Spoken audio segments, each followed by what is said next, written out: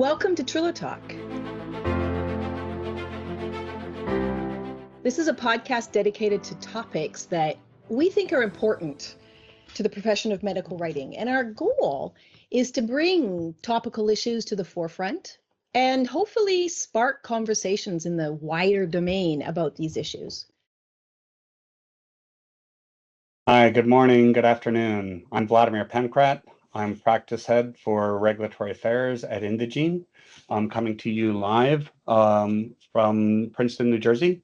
I'm joined by my colleagues, Ritesh Dogra from Indegene, who is Associate Vice President of Regulatory Technologies and leading our generative AI initiatives at Indegene, along with Lisa Chamberlain James, who's a principal at Trilogy Writing and Consulting, now an Indegene company. I'm very glad to have you with us. Looking forward to a conversation today as part of this vodcast series. This is the second in a series where we've been discussing topics around medical writing. If we jump right into this today, I think one of the key topics that's been of interest has been, in the course of running clinical studies, the importance of ensuring that there are regulatory documentation that might be the clinical protocol, that might be the clinical study results, are provided back to health authorities for approval. That being said, a lot of that information comes in the form of a scientific language with the right articulation about what was the design and what was the outcome of that design. But in the middle of that is really the patient and the importance of ensuring that patients understand what they're getting into, what are their responsibilities and obligations, of course, through consent documents is provided, but also what happened as an outcome of that clinical study, but not only to themselves, but to the larger product that's in development, and maybe there are opportunities for use of that product in the future. So with that in mind, Lisa, I was hoping that you might be able to share with the audience, how is that done? What is the approach to communicate to patients about clinical trials? That's a great question, Vlad. And you've quite rightly said, we're in the business of getting new medicines to patients. So they are and should be at the heart of everything we do. And the regulatory agencies have acknowledged this, not least because patient power is increasing. So the regulatory agencies have acknowledged it with a drive towards transparency and patient centricity. And a good example of this is the lay summary of clinical trial results, which is a key part of this initiative. It's part of the EUCTR, which came out in 2014, but was only mandated recently for this document with the opening of the CETUS. And it's basically designed to provide the results of a clinical trial to the general public and participants of the trial in a way they will understand it. It is a regulatory requirement, so it's not just a nice to have, and it's a really, really key way for sponsors, pharmaceutical companies, regulatory agencies to actually reach out to patients and the general public and let them know why they're important and let them know more about clinical development, which I think is great for all of us. Yeah, yeah. And I think that's great that the regulators are acknowledging that. Certainly, the patients get the benefit of that as well. And that's good on the one side, but knowing that you're coming from a place, long history of supporting the industry in medical writing and working with clients in this respect, what is it that the medical writers have to keep in mind? What are the challenges that they face in being able to prepare this type of material that maybe they're new to? Yeah, you're exactly right. So I've been a medical writer for almost 25 years now. I've worked across all facets of medical writing, all the different document types. And I can honestly say that I think writing in plain language is about the biggest challenge for medical writers. It's very, very difficult. It's not just about swapping a simple word for a more complex one. To do this properly, to write in plain language properly, it's about understanding the scientific context, understand the reader and the way the human brain works and our inherent biases and heuristics and framing and all of that side of things. You need to understand the needs of your reader. And to do all of that, you have to be able to produce a concise, fit for purpose document that will convey complex scientific messages in an unbiased and an understandable way. It's quite a big ask. Plus, as I'm sure that we're going to come on to discuss, we are visual creatures. So graphics should be considered and included. And there's a wealth of literature out there that proves that understanding goes up if you have the appropriate type of graphics and visual aids. But while we do that, we need to also remember health literacy and health numeracy principles and cultural sensitivities. And we need to consider diversity and inclusion principles. So there's an awful lot going on in one document, and it's really, really not easy. And you add to that that everyone is increasingly asked to do more, do it better, and do it faster. And it's no different for medical writers. So it's interesting because medical writers, historically maybe being trained at understanding how to articulate effectively for regulatory concepts, interpret results, but then you bring in graphics and they're not graphic artists, right? So I think it becomes a new skill set in some ways. But how do you validate that? How do you check what good looks like? Are you engaging potentially with patients also to help to kind of understand how do you communicate to them one therapeutic area, one patient population versus maybe something very different, and their needs is never the same, right? So tell me a little bit about that. What's been done to kind of know how to assess that? Yeah, you're absolutely right. So in terms of the target audience, so you mentioned different demographics. That's where I think you really need the skill of a medical writer to understand who you're writing for and how to approach that. You mentioned graphics as well, and yeah, I can't draw to save my life. I am very far from being a graphic artist, but when I'm writing, I know what I want that graphic to look like. I just don't have whatever genes and muscles and whatever it takes to get it from here onto the screen or onto the page. So medical writers have to be able to work with graphic artists to be able to translate what's in their head onto the screen, but you need to be able to be aware of all the things that I mentioned, and also how graphics are going to be read and seen by different types of people.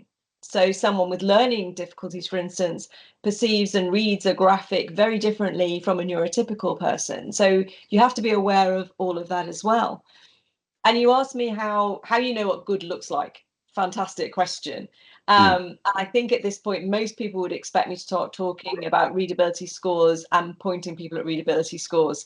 Yeah. And they certainly have their place. Absolutely, they do. But readability scores are just algorithms. They're based on word and sentence length and simplicity. So they cannot measure the other aspects. They can't measure anything that I just talked about. They can't measure cultural sensitivity, context. They can't critically think. So you definitely need to have more than just a readability score.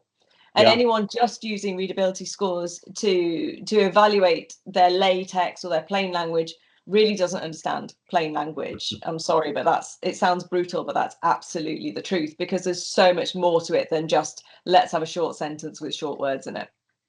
So the gold standard, sorry, go ahead. No, please continue. So the gold standard obviously is user testing, and that's where you would take your piece of text to the chosen demographic and ask those people questions about the text to see if they really, really did understand it. But this is kind of has a burden in terms of not just time, but also cost. And to be honest, in my experience, it's normally the time burden that outweighs the cost burden. Yeah. And we're back to whole do everything quicker, faster, better. So you can sometimes adopt a hybrid approach. The easiest way to increase your chance of success is obviously to have a good quality output to start with. But you can also have a hybrid approach where writers can informally test their texts with non-specialists. So it could be members of their family, it could be other people in the building that they work in. It just needs to be a non-specialist. And it is very informal, but sometimes if I'm kind of not sure if I've written something plainly enough, I might run it past someone who knows nothing about science and then check they really understood the message that I was trying to convey. So it's not ideal, but it's better than just relying on a readability score. Got it. So if I'm approached on the street, I shouldn't get frightened. Someone's asking me to get an idea of what do I think about what they wrote or some I graphic would image. definitely be terrified of that, Vlad. I would definitely not be just randomly talking to people who approach you on the streets. Yeah, I don't want that on my conscience. Yeah. But with that in mind, I mean, you bring a point up. I mean, obviously new skills, working with other people, obviously that have the skill set around graphics, and being able to pull that all together into a coherent message with kind of good reference. You bring up, testing around that, and the use of readability. But doesn't it seem like there should be standards that are leveraged around all of this to make sure that, a graphic image is in some ways maybe used across the industry? Because that way you're not worried about, pharmaceutical A versus pharmaceutical B using different graphics. It would seem natural to try and ensure even the way you communicate what the language is also consistent. What are your thoughts? You know the right things to say to make a medical writer smile. I will definitely give you that. Medical writers, and I'm sure regulatory agencies, dream of standardizing and harmonizing Yeah, everything. we all do. Yeah, exactly. It would make our lives considerably easier. But unfortunately, I mean, with this document in particular, there's such a huge variety of trial designs, therapeutic areas, and even target audiences for plain language documents. Standardization, whilst I would love it to happen, it's not as easy as it sounds. The regulatory agencies, I think, have done a fantastic job in their suggested templates and guidance. And it's fantastic because it does allow medical writers some freedom to work within the guidelines to produce the best possible document. And I Yeah. really applaud them for that. And so, I think that's about as standard as we can get it to be able to produce a fit for purpose document. And I would really hate to see a fit for purpose document sacrificed on the altar of standardization. I think we've maybe started to see that a little bit with part 6 of the RMP. I was very disappointed with how that was changed with the second iteration of the plainness of it. So I would really rather just have more looser guidelines and templates and be able to produce a better quality document for patients. But having said all of that, it's not all bad news, because I am going to say the well-used AI abbreviation now, and I really see this as a game changer for medical writers. Not to replace them, because we desperately need humans in the loop to provide context and critical evaluation, as I mentioned. But there are so many ways in which we can leverage the advantages of automation to help with the time and resource constraints that we face daily. Absolutely. But actually, for that, I'm definitely going to defer to my expert colleague Ritesh, because he knows far more than I do about AI and tech and how it might help us. So yeah, I guess I'm passing the ball to you, Ritesh, and asking you how you think, are you going to come in and save medical writers' lives? Oh my God, that was such an interesting conversation between both of you that I was just wondering, okay, there are a lot of problems, and you started with, let's say, oversimplification to the entire scientific integrity of content to personalization, and how do you adapt it to different nuances? How do you tie in the health authority templates with the medical writer's style? Now, the good news is we have grappled with this problem for long. And, again, it's while there is generative AI, the idea is to do it rightly. I mean, today, everyone takes any scientific document and says, hey, look, I fed it into an LLM and boom, there's a lay summary. Now, exactly there lies the problem, which people don't understand. And the good part is we have a host of medical writers who understood the problem, and the way we looked at machine was an adaptive learning. So what we did with them was to understand their styles, the input output criteria, the health authority guidelines, and codified into a chain of thought and tree of thought, prompts. Now, these are the prompts which feed into the machine to generate the right output. For example, if I take a PLPS and look at all the sections, now there's no reason why they can't be a standardized template. There's no reason why some of the sections which are a direct copy paste, such as objectives, cannot directly flow into the output rather than medical writer having to get into a copy paste. And then comes in, Lisa, the problems which you spoke about and Vlad touched upon as well, the entire summarization. what we can do with the machine is to instruct where to keep the scientific integrity of the content while simplifying it for the audience. And that's the first step where we have been able to achieve quite some success. And like everything else, it's not like, we did it and we got it in single shot and there's the output. It actually went through iterations and trainings and refinements of the system. Because see, the last thing you want is, and there's a host of people who do it, and I don't want to call it out, the last thing you want to do is to give people access to an LLMs and say, as medical writers, why don't you write prompts and you get the output? That's not how it is going to work at all. Mm. Having said that, what we do is to get the right output, but then it has to adapt to a good medical writer style. See, the difference between a good output and a bad output could actually mean a good medical writer who has actually looked at different kinds of protocols across different trials and gotten the output done. Now, what happens there is the machine also offers ample flexibility to modify what has been given as an output by the machine and how the medical writer could actually attune it to their writing style. And that's the entire flexibility which has to come in with generative AI and the entire extraction and everything which I spoke about. One more point is it's not just Gen AI, it's programmatic approaches as well. Because, again, today everybody thinks of Gen AI as a magic wand, and we are tempted to look at everything as a Gen AI problem, whereas a simple copy paste is actually an extraction problem. And Gen AI, from a cost sense, would actually throw it over the roof if you start solving problems which you don't have to solve with it. So, so the human in the loop, the augmentation of it is something which is really something which actually works. And Lisa, just to stretch to your point, I want to extend it ahead. See, creating the graph, I mean, why should a medical writer create a graph? They are not supposed to be a graphic artist. Now, what we have seen it with GPT-4os and some of the newer LLMs as well, the ability to get the right graphs with the right training is phenomenal. And so is the ability to actually interpret graphs. Now, this is a two-way street where I'm going with this is the entire personalization or the localization. What we realized and we had brainstorming around that is actually the future where the lay summaries could move. And that is where maybe you guys are closer to the regulators than I am, is where Mm. they could actually move in the future with those guidelines.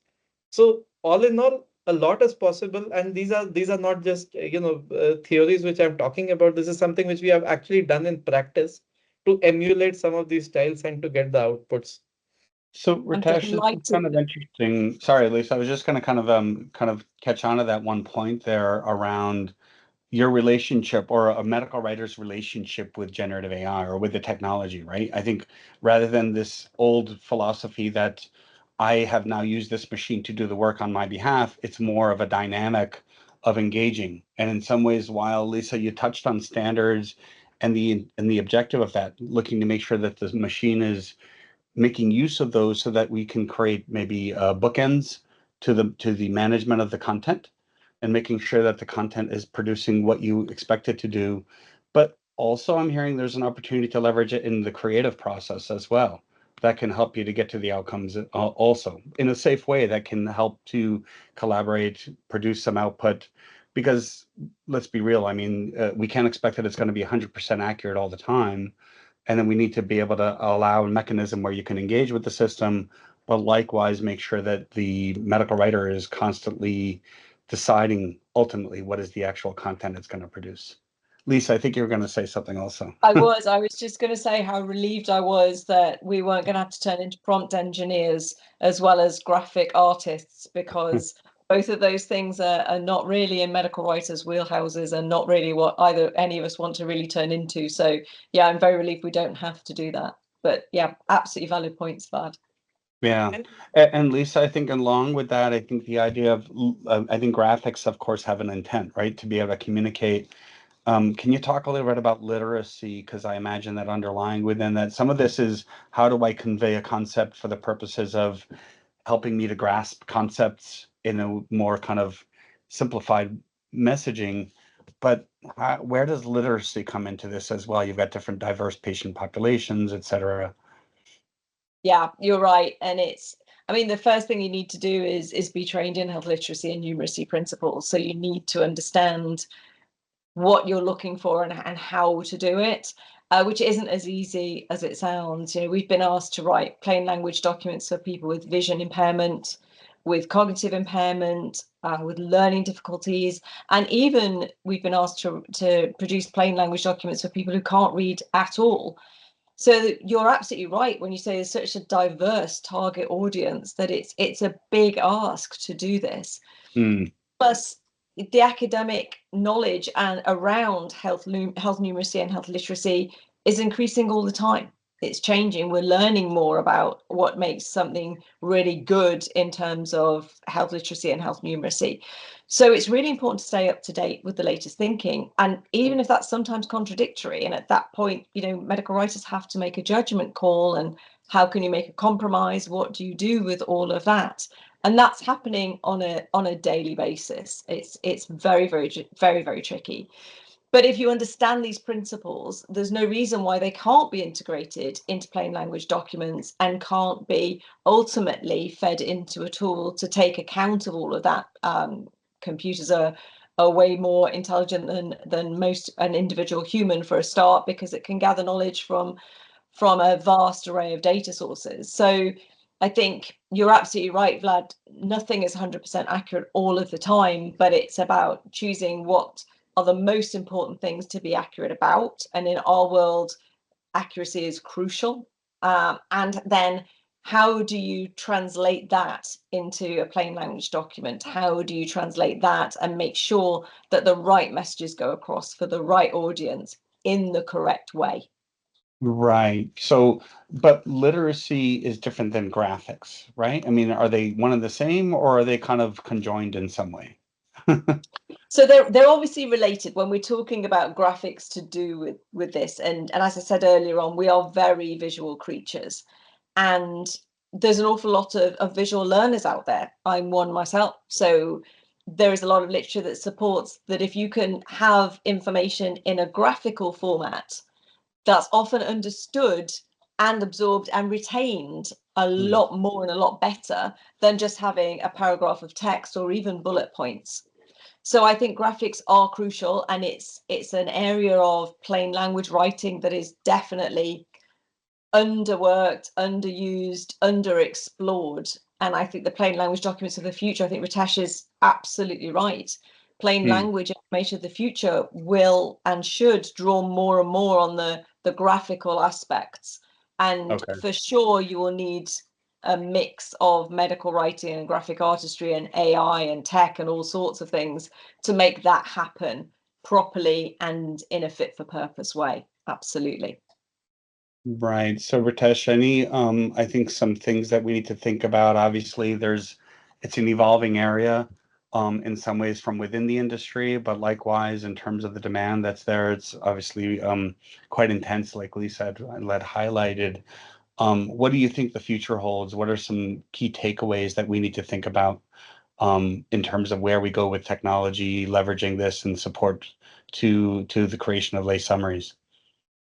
So very interesting point you brought, Vlad, and I'm latching on the one word which you used is standardization. I think the number of plain language documents is going to increase. And what Lisa would agree is that medical writer A is not the same as B and is not the same as C. But then as a head of medical writing, you would want A to be equal to B to be equal to C. Now that's where the machine might not get to 100%, but can it get to close to between 80 and 90% to reduce that variability and ensure that standardization with experiments across specific therapy areas, we have seen it could. And that's where our medical writers were very pleased with that reduction of variability, because it will emulate the right output. Now, what you're empowering is a medical writer C to emulate a better medical writer. Now, in the process, nobody complains. He's happy because he or she is happy because the machine is aiding them. And, obviously everybody else is happy because it is a standardized format which you think is in alignment with your standards. So that's where we are going ahead with that is to codify that entire library of knowledge that both of you spoke about some time back. Because that has to, the more we have the library of knowledge, the more standardized it could be. And the more it does adaptive learning through good medical writers, that's going to be much more standardization, which will make everybody in the ecosystem happy, including the regulators. And the pushbacks will be fewer, the patients would be happier because they understand, and medical writers would be happier. When we were talking about assisted authoring, that's the vision which we started off with even when we were building the tool. And that's where it went through a numerous repetitive iterations rather than going to the industry and saying, hey, you know what, we have a tool and showing something jazzy which just gives the output. So a lot which can be accomplished for sure, and a lot of standardization which everybody can get to finally. Hmm. And in the middle of that, just kind of wrapping up here, a lot of change and evolution is happening. It sounds like a lot that medical writers are going to have to cope with for the future. And Lisa, maybe this becomes a follow-up conversation we can get into in preparing medical writers for this change. But any key takeaways, things that we should consider for medical writers in the context of lay summaries, use of technology, and overarchingly producing good content. Yeah, absolutely. I think there's no doubt we all agree there's an increasing demand for patient-friendly information, and quite rightly so. I fully applaud it. It's being driven mainly by patient advocacy groups, but also by the general public, and they want to find and need to find better ways to be communicated with, and that's our role, that's our responsibility. And something that we haven't mentioned, and maybe for another of our follow-up conversations, Vlad, is the role of social media, and whether that provides an opportunity that we should be tapping into and thinking about, especially with the younger generations coming up.